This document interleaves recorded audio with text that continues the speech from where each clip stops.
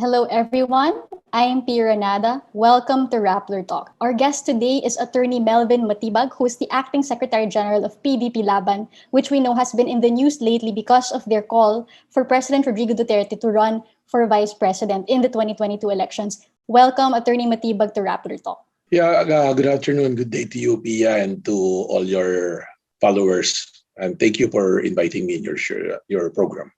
So earlier today, it's June 2, and isang breaking news, we heard Senator Manny Pacquiao, who is your party mate, diba, speak at the Senate, and in his privileged speech, he accused PDP-Laban Vice Chairperson Alfonso Cusi of being too early in politicking, na parang yung meeting daw earlier this week, May 31, was too early to mention politics when we're in fact in the midst of a crisis. He also mentioned rotational brownouts na now Secretary Cusi, who also happens to be the Energy Secretary, is being blamed for not being in the press conference, all this. So thoughts muna initially on Senator Manny Pacquiao's speech earlier today. Well, I respect his opinion, but I think we have to take an exception to what he said that it's too early in the politics. I think Rappler broadcast the meeting, and a lot of people viewed the meeting. Nakita naman nila hindi naman puro politika yung pinag-usapan. In fact, what we were talking is yung mga COVID, the programs of the president. And talking about politics, napaka-iksi lang. We only talk about the resolution to encourage the president to run for vice president and COMELEC schedules. But more than that, we focus on the fight against COVID-19. We mentioned the Malasakit Center, the issue on the LCAC. So we mentioned it also.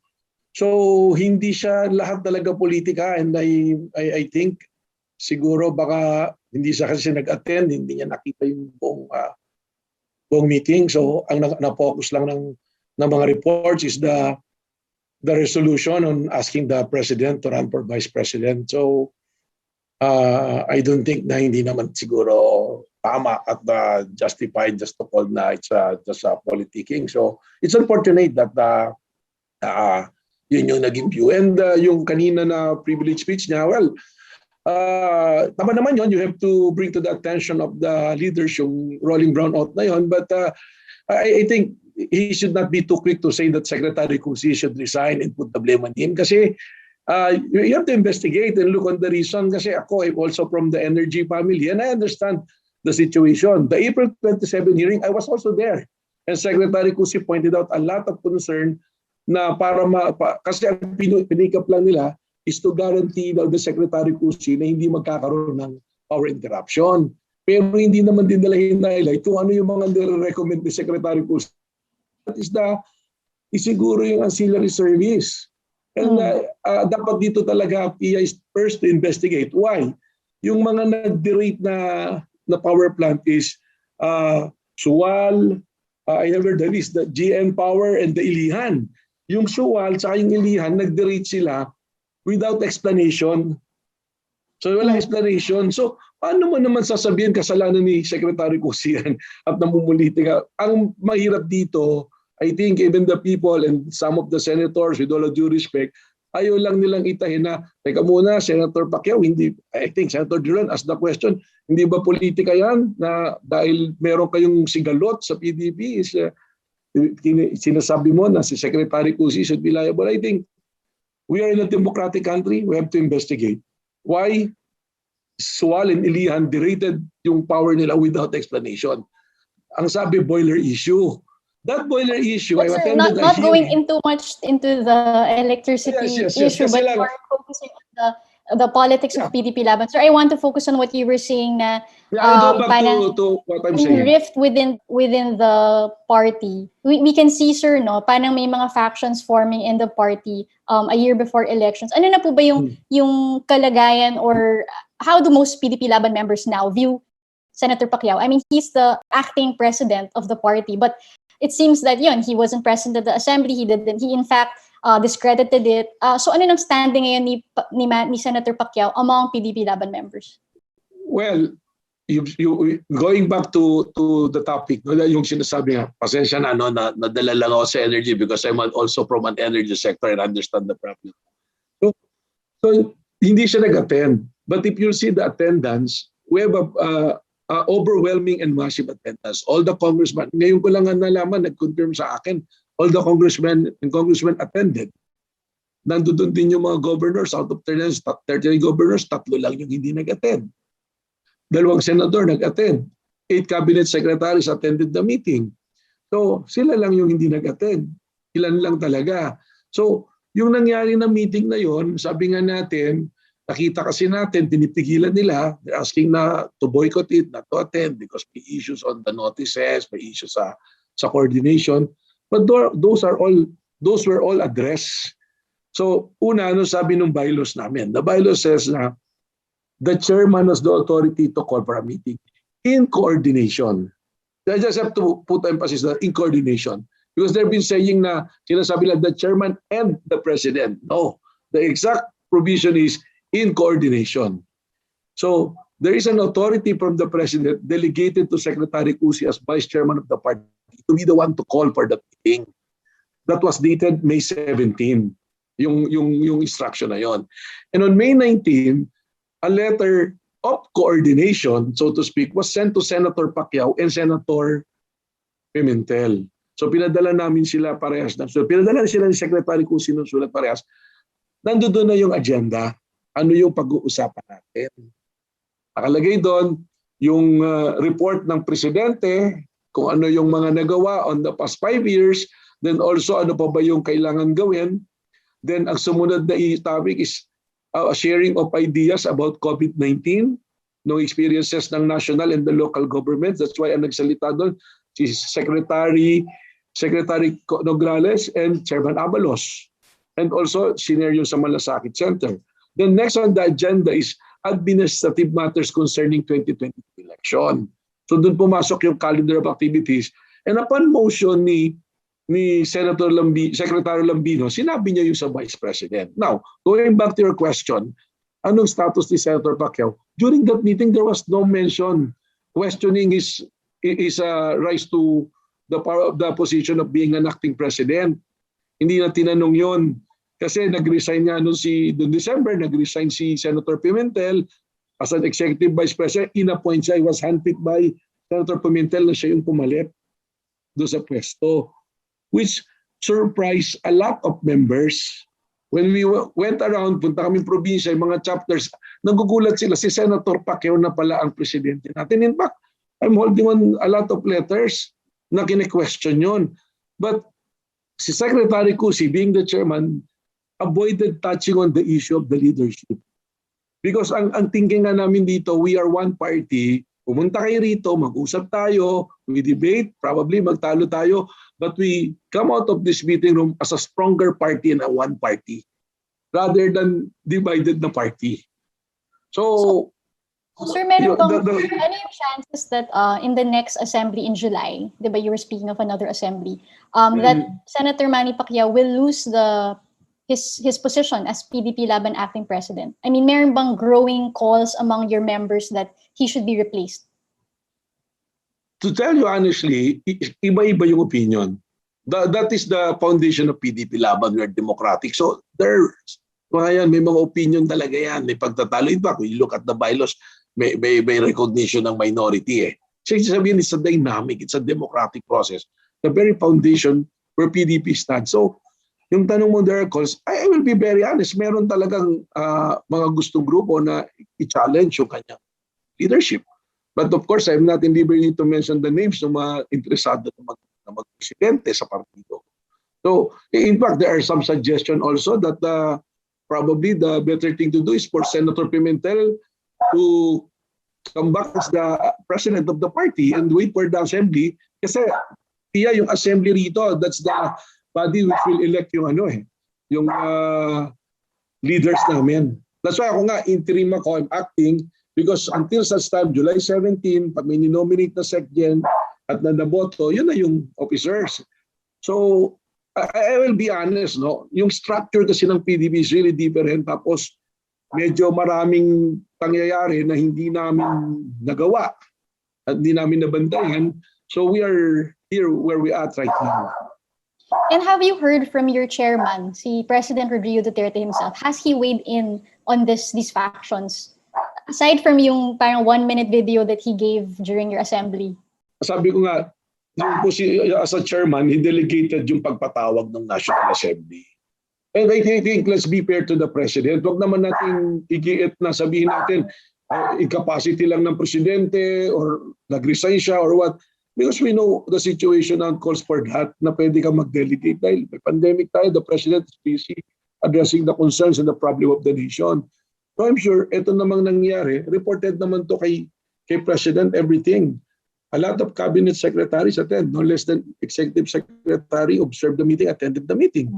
So alam niya yung nangyayari and yung message niya is too short but I think it tells everything already. Sinabi niya na lahat kung anong direction dapat ng party. Hindi dapat ganito.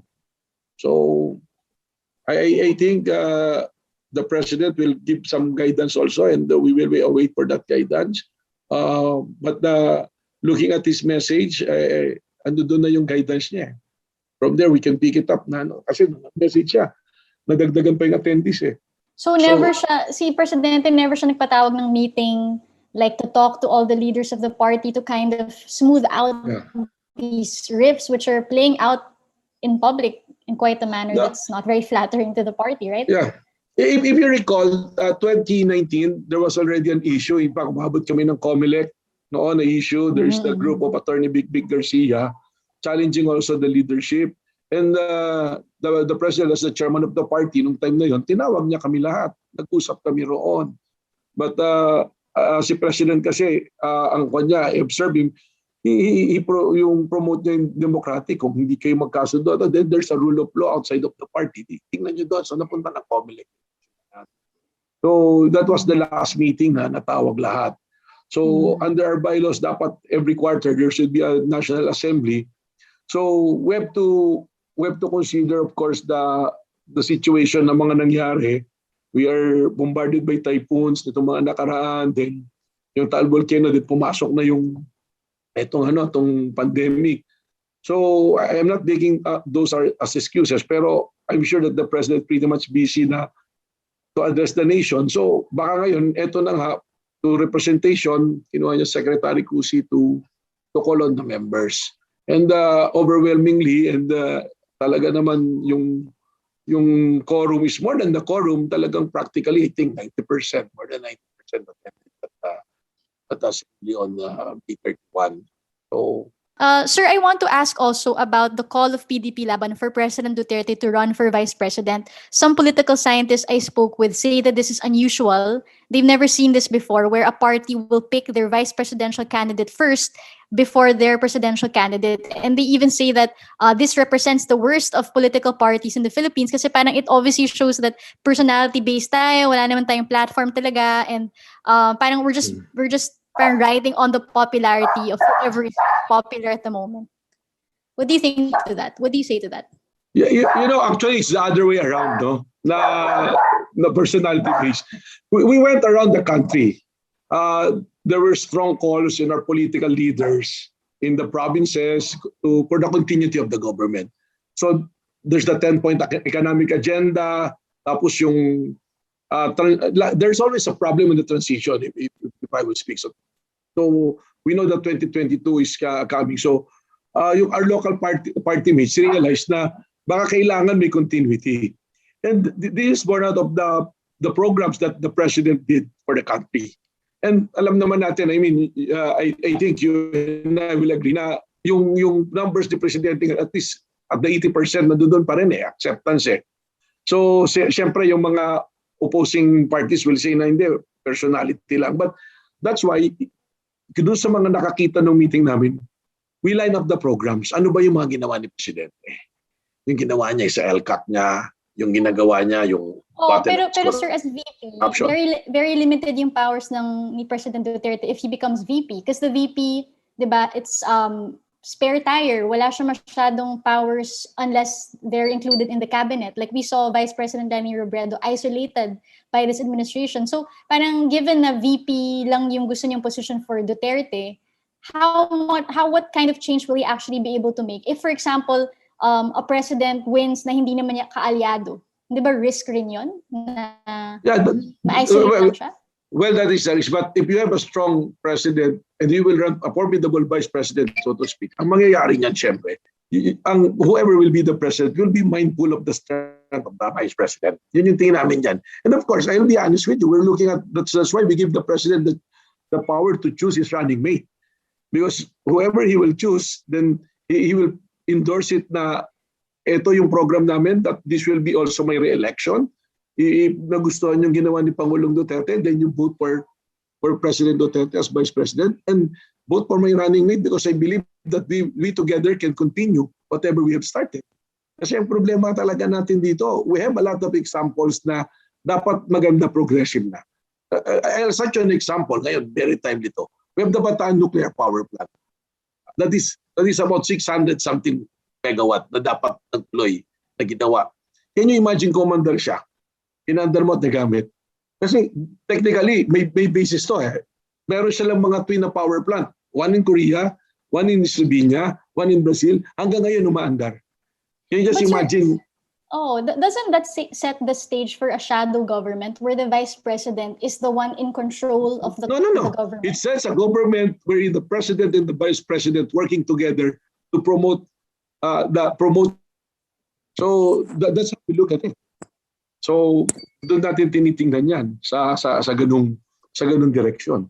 So I'm sure may mga comments yung ibang hindi naman mga, kasi actually yung call for vice president is not only coming from PDP. There are a lot of party leaders from other sangguniang panlalawigan, sangguniang panglungsod, sangguniang pambanaw to the barangay.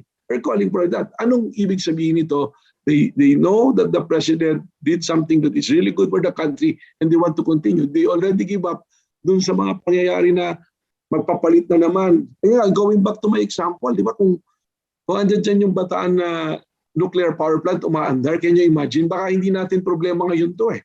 Kasi ano nangyari dito? Because ayaw mo yung nakarang administrasyon, ina-exorcise mo, nilipide mo, sinabihan mo ito, puro ganito, puro corruption. Ganun na nangyari. So here we are right now. Tapos going to the 1990, ayun, independent power provider, yung mga IPPs na kontrata, panahon ng FBR, kaya tayo nandito ngayon. So I'm going back to what I'm saying, we need continuity. Bakit hindi na lang, sir, na mag-anoint na lang si Presidente ng kanyang chosen successor? Like the way in usual elections naman na the incumbent will endorse a candidate who will carry on his program of government. I mean, isn't that what is usually done? I mean, why do you have to have him run for vice president when he can just help, diba, someone maybe younger, someone who is of the same mindset as him to win in the elections? But yeah, ang dami na niyan, administration, anointed nila yung candidate. Sino yung nanalo na in-anoint nila? Diba? Look, Pinoy anointed Marojas, hindi nanalo. Si PPJMA, anointed Gibo, hindi nanalo. Diba? So, but you believe in President Duterte so much. Hindi ba it's different if it's there. Kakaiba? VP siya, it's different if it's there. It's actually there because the Filipino will see that he will be actively participating in the governance. Hindi lang siya nag-endorse. He will be there. He will be actively participating in the governance. His wisdom will be there. So you're talking about age. Alam mo yung age. Hindi naman malilimit yung mind mo. You look at Joe Biden is now the president and Prime Minister Mahathir of Malaysia, nandoon pa rin siya, bumalik siya. And looking at his wisdom, yung mga tao nila looking at their wisdom ngayon. So I think that's how we view it, how's the party view it. Tingnan mo lang, ibig sabihin, si President Duterte has enough strength, or I don't know how to call it, but he drew people around him to unite. Bakit kami 100,000 na PDP ngayon? Anong biro sa PDP noon? Kasya kami sa Volkswagen, yun ang sabi. Ako, in fact, I'm here when President Duterte joined PDP. Actually, I joined PDP 2012, umalis ako. No? Dumating si Presidente Duterte, eto PDP, lahat nagpuntahan din sa PDP.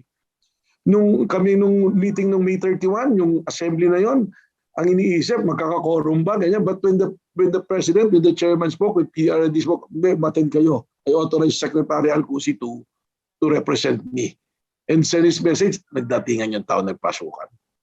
So sir, that is my point. Po tayo dun sa presidential candidate na pipiliin ni Duterte kasi you said you're giving him free hand in choosing. So does that mean that if he chooses, for example, Sara Duterte. Yeah.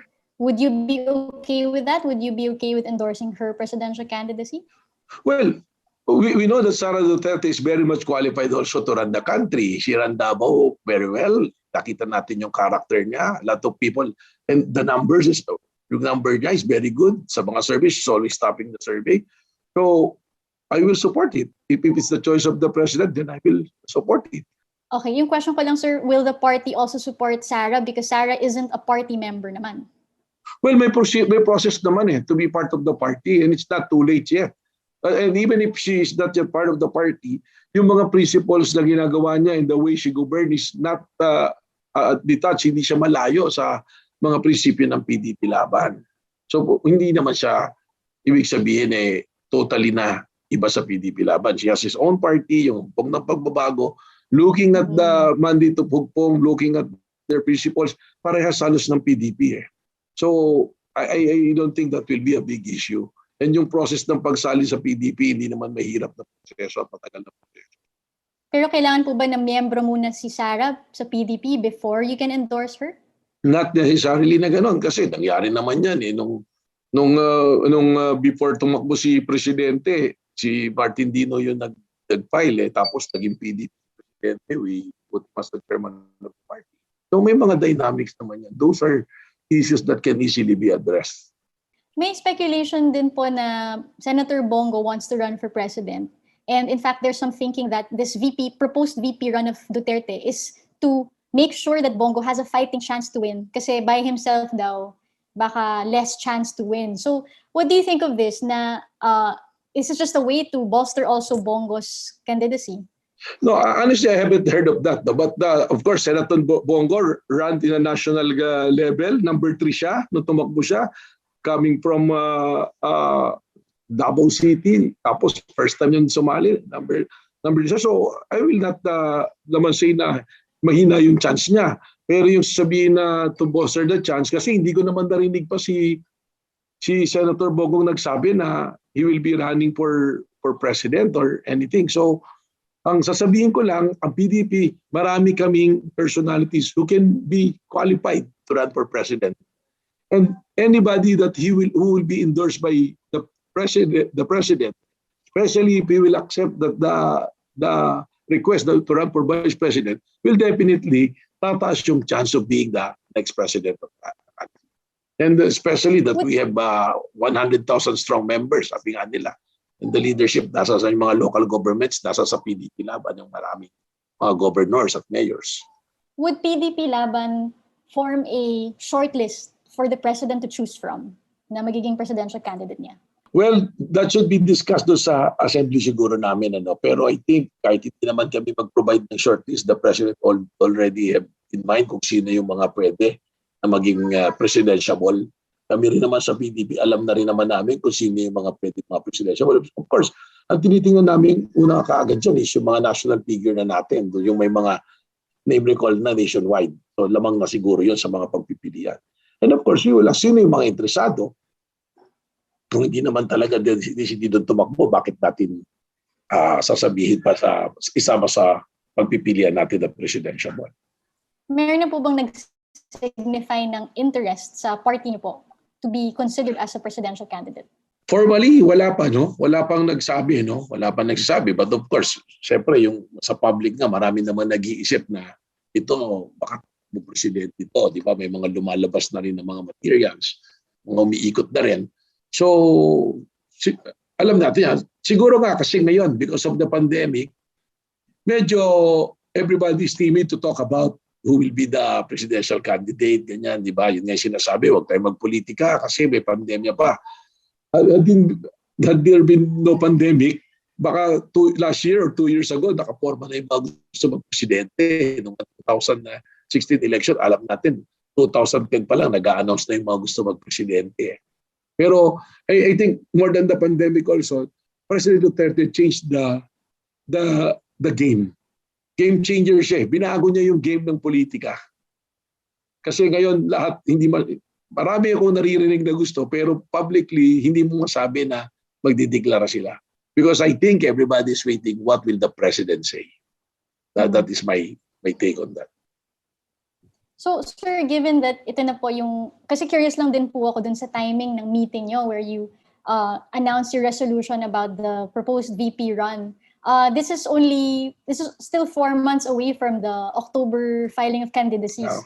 Why did you decide to hold that meeting and make that announcement now, in June? Hindi, ganito, no? Nagsimula naman kasi talaga yung Vice President na yan, early February pa eh. I think middle of February. We had a consultative meeting wherein we are making a manifesto of support for the President doon sa COVID-19 programs niya na battle for COVID-19. So doon nagsimula yun. When former Congressman Ricky Sandoval, nakita niya yung word na continuity doon sa manifesto ng mga programs, ganyan. Nag-suggest siya, bakit hindi natin patakbo yung Vice President, si PRRD? So, ganun lang. Parang sinabi lang niya. And Chairman Abalos stood up and sabi niya, oh, why don't we formalize it as a resolution? Anyway, nandito naman tayo, mga NCR. And it was seconded by Mayor Edwin Olivares. So, doon na nagsimula yun. So, when we went around to seek the support of the manifesto of support for President Duterte, naisama yung Vice President. So, ngayon, nitong May 31 National Assembly, si Secretary Lambino, he is the one asking as a majority floor, parang siya yung nasa floor noon. Hawak niya yung mga resolutions na yon, asking for the President to run for Vice President. Sinabi niya, since I'm in hold of this resolution, can I move na i-adapt din ng National Assembly itong resolutions na to?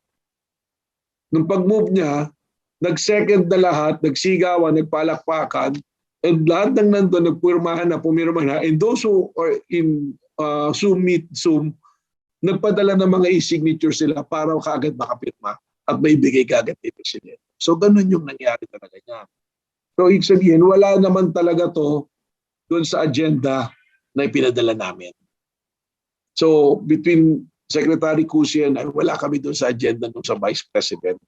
But of course, when you have an assembly, lahat naman ng i-raise na issues dyan, na topics dyan, we have to discuss it.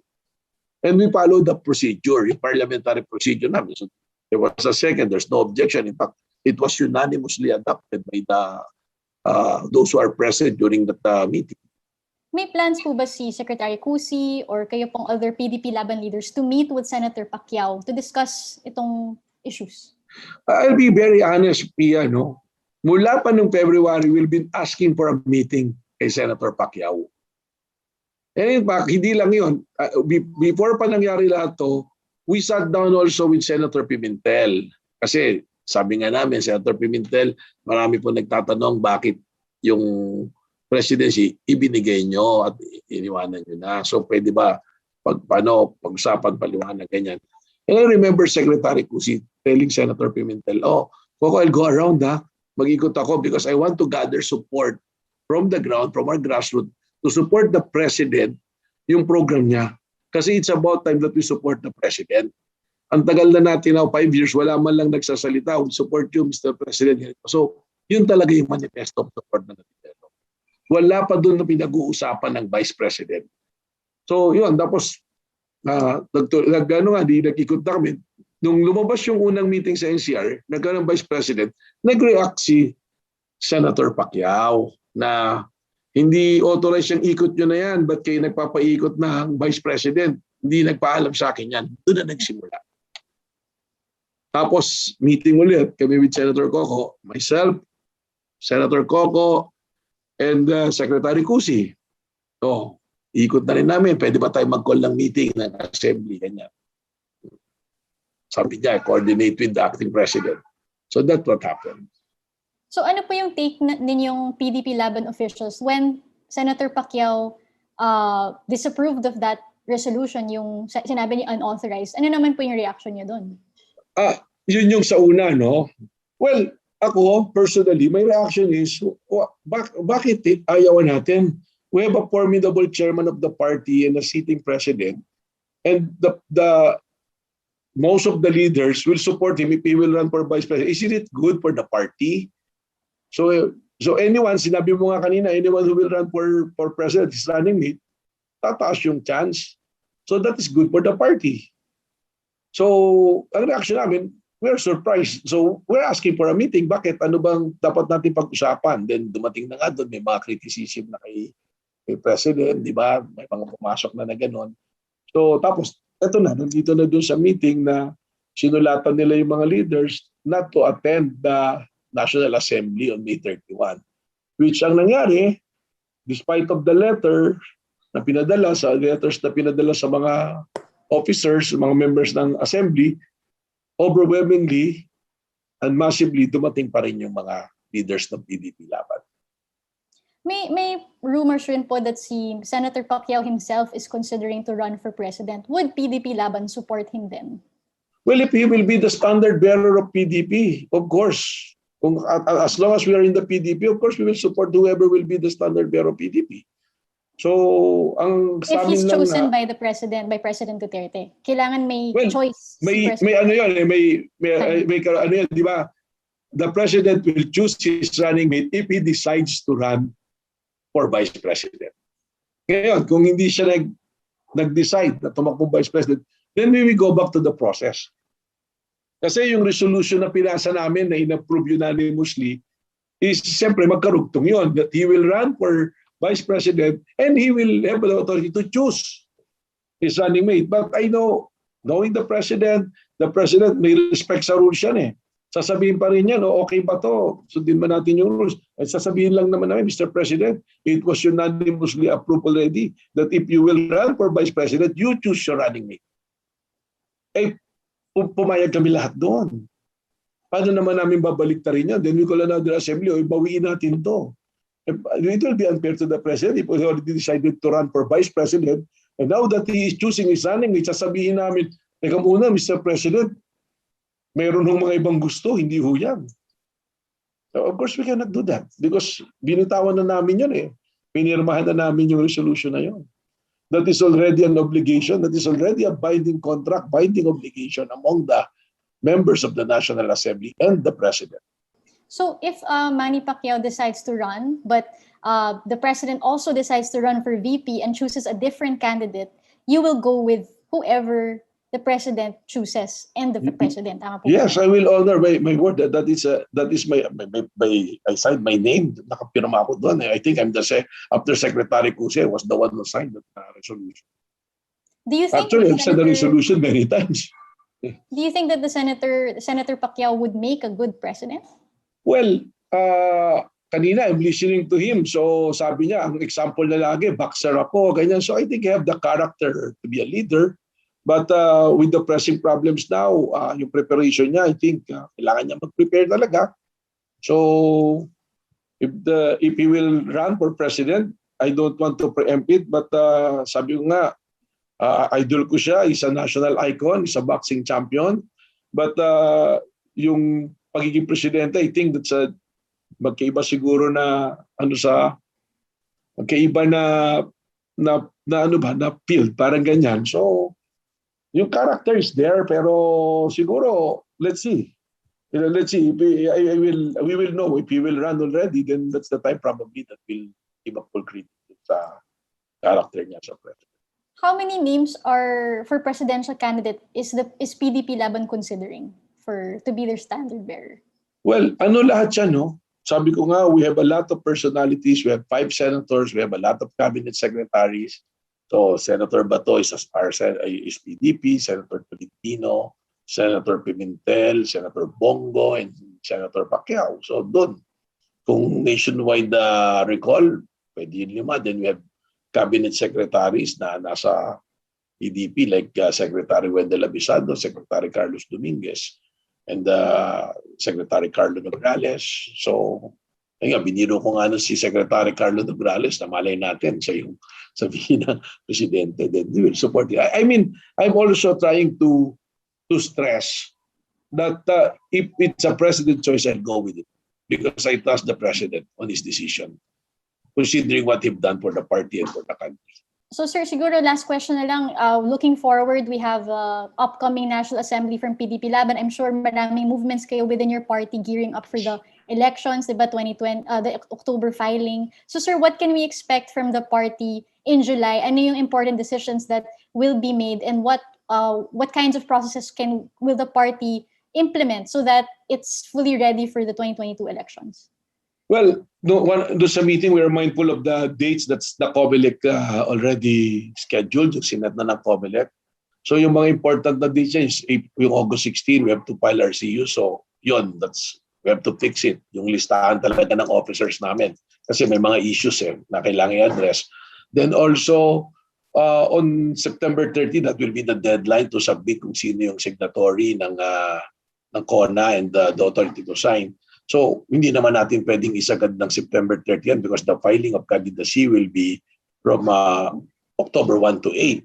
So dapat yan mga few weeks or at least a month before it's already na. So we will be really be very busy. Maraming housekeeping na gagawin na ayusin. But more importantly is we are hoping that the president will already come out with the decision that he will be accepting the request of the members of the party.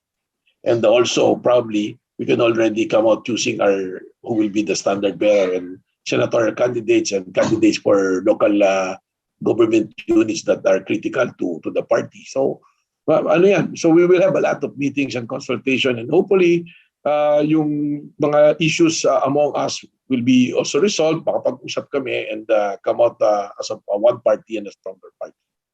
Have you asked, sir, for a meeting with the president to discuss all this since he's also party chairman? Well, as the vice chairman, Secretary Kusi is, I think, always in touch with the chairman of the party, the president. Okay. Thank you, Attorney Matibag, for joining Rappler Talk. It is interesting to hear the party's plans, and I guess exciting times ahead for everyone, diba? Kasi That's right. elections naman will affect all Filipinos. Yes, so thank you again for joining us. And to our viewers, thank you for watching Rappler Talk.